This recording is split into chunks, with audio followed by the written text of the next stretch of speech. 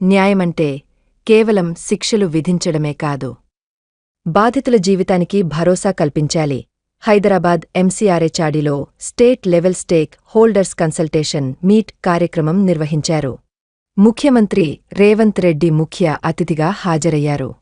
ఈ సందర్భంగా సీఎం రేవంత్ మాట్లాడుతూ వాయిస్ ఫర్ ది వాయిస్లెస్ అనే థీమ్తో తమ బాధను చెప్పుకోలేని వారికి రక్షణ కల్పించేందుకు ప్రస్తుత పరిస్థితుల్లో ఇలాంటి రాష్ట్రస్థాయి సమావేశం ఏర్పాటు చేయడం చాలా అవసరం.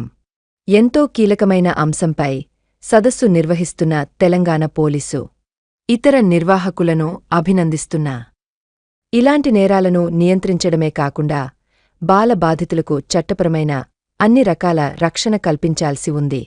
లైంగిక వేధింపుల నుంచి అన్ని రకాలుగా రక్షణ కల్పించాల్సిన అవసరం ఉంది. మా ప్రభుత్వం పిల్లలు, మహిళల రక్షణకు అత్యంత ప్రాధాన్యత ఇస్తుంది. బాలికల సంరక్షణ కోసం తెలంగాణ భరోసా ప్రాజెక్టును తీసుకొచ్చింది. అనుసంధానంగా 29 కేంద్రాలు పనిచేస్తున్నాయి.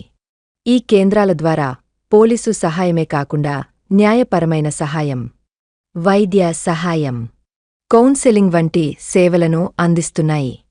హైదరాబాద్ కేంద్రంగా పనిచేస్తున్న భరోసా కేంద్రం ద్వారా చైల్డ్ ఫ్రెండ్లీ కోర్టులను ప్రారంభించిన మొదటి రాష్ట్రంగా తెలంగాణ నిలిచింది.